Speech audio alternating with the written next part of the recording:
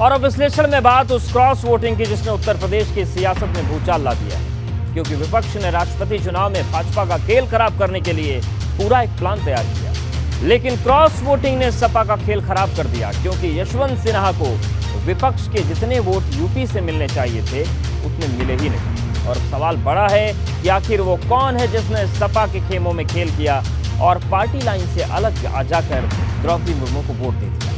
ये सवाल इसलिए बड़ा है कि 2024 में सिर्फ 2 साल बचे हैं और अगर सपा के अंदर ऐसे ही भीतरघात होता रहा तो फिर कैसे लोकसभा का चुनाव भाजपा से मुकाबला होगा, ये बड़ा सवाल है।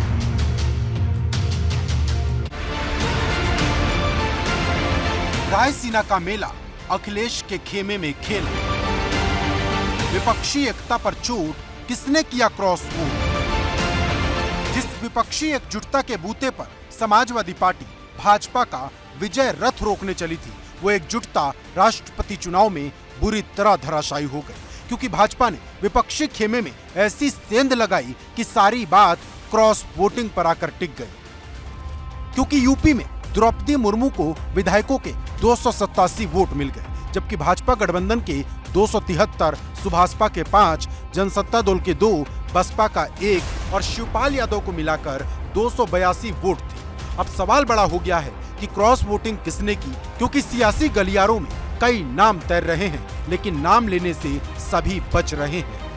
5 लोगों ने वोट क्रॉस वोट किया, ये तो कंफर्म हो गया। किसने किया ये कैसे तय हो? सपा के हैं, आरएलडी के हैं, कांग्रेस के हैं। अगर आप संपर्क में हैं तो आप जान रहे होंगे कि किसने किया है या आपने किससे करवाया है।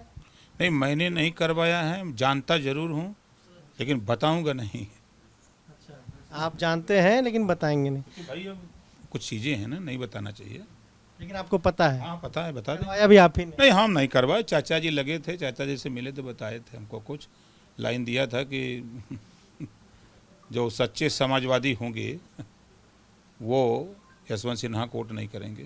देखिए, आदिवासी समाज की महिला राष्ट्रपति बनी है, इस उनके लिए बधाई, और हमने भी उनको वोट दिया है। ये आपने समर्थन किया? हमने समर्थन किया, हमने वोट भी दिया है। दरअसल क्रॉस वोटिंग को लेकर सवाल इसलिए भी बड़ा हो गया है क्योंकि यूपी में शिवपाल को हटाकर सपा के 110 विधायक हैं, जिसमें नाहिद हसन जेल में बंद हैं। अगर उन्हें भी हटा दें तो 109 विधायक बचते हैं, जबकि रालोद के 8 और कांग्रेस के 2 विधायकों को मिलाकर 119 विधायक होते हैं। लेकिन यशवंत सिन्हा को इसमें से सिर्फ 113 वोट मिले। जानकारी के मुताबिक अखिलेश यादव ने क्रॉस वोट करने वाले विधायकों के बारे में पता लगाना शुरू कर दिया है, क्योंकि सवाल सिर्फ राष्ट्रपति चुनाव की हार भर का नहीं, सवाल विपक्ष की एकजुटता का है, सवाल 24 की लड़ाई का है, जिसका बहुत कुछ उत्तर प्रदेश से तय होना है। क्योंकि यूपी में 80 लोकसभा सीट है जो दिल्ली की किस्मत लिखने के लिए काफी हैं, या यूं कहें कि भाजपा ने यूपी को ही साथ कर 2014 और 2019 में सरकार बनाई और 24 में जीत की हैट्रिक लगाने के लिए भाजपा ने 80 सीट का लक्ष्य तय किया है, जिसके लिए भाजपा ने ओम प्रकाश राजभर और शिवपाल यादव को अपने पाले में लाने के साथ साथ विपक्षी खेमे में सेंध लगानी भी शुरू कर दी है। इसका अंदाजा इस बात से लगा सकते हैं कि यूपी विधानसभा चुनाव में अखिलेश यादव ने आधा दर्जन छोटे दलों से हाथ मिलाया था, उसमें से अब अखिलेश के पास सिर्फ जयंत यादव ही बचे हैं, जो 2024 तक अखिलेश यादव के साथ रहेंगे। इसको लेकर भी पूरी तरह से तस्वीर साफ नहीं, क्योंकि 22 के चुनाव में भाजपा जयंत पर पूरी तरह से सॉफ्ट रही। भाजपा के निशाने पर सिर्फ और सिर्फ अखिलेश यादव ही थे। सरकार बनेगी तो अखिलेश बाबू उनकी सुनेंगे। अरे जयंत बाबू किस मुगालते में हो जो अपने पिताजी और चाचा जी की नहीं सुनता, वो आपकी क्या सुनेगा भाई? ऐसे में सवाल बड़ा हो गया है कि क्या वाकई 24 की लड़ाई में अखिलेश अकेले रह जाएंगे, उनके साथ क्या कोई नहीं होगा? क्योंकि सवाल गठबंधन साथियों का नहीं है, सवाल समाजवादी पार्टी में भीतरघात का है, जिसने पूरे समाजवादी खेमे में खलबली मचा दी है। Bureau report, ABP Ganga. तो भीतरघात हुआ तो पूरी जो तस्वीर बनी वो बनी, द्रौपदी मुर्मू राष्ट्रपति चुन ली गई। लेकिन चलिए बात करते हैं वोट किसे कितने मिलने थे और कितने मिले। अगर हम बात करें द्रौपदी मुर्मू की तो भाजपा प्लस की तरफ से 273 वोट थे, सुभाषपा की तरफ से 5 वोट खुलकर मिले। जनसत्ता दल यानी कि राजा भैया की जो पार्टी उसने वोट दिया।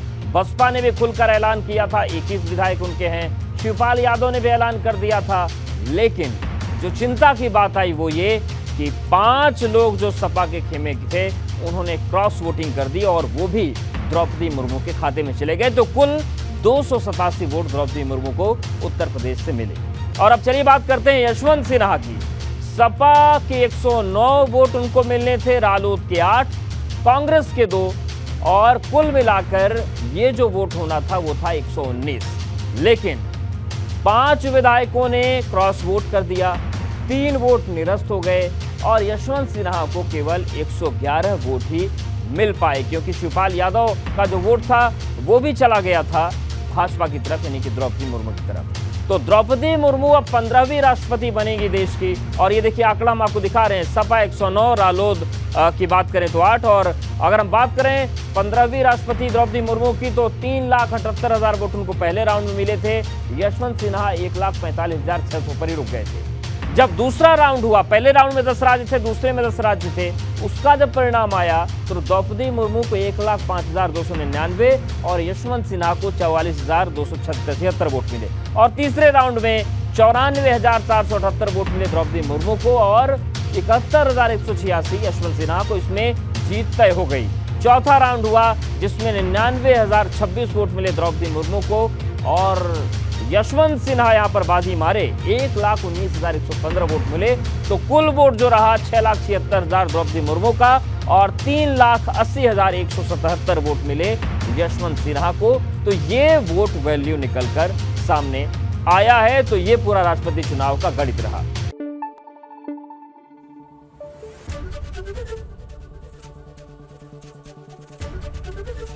एबीपी गंगा, खबर आपकी, जुबान आपकी।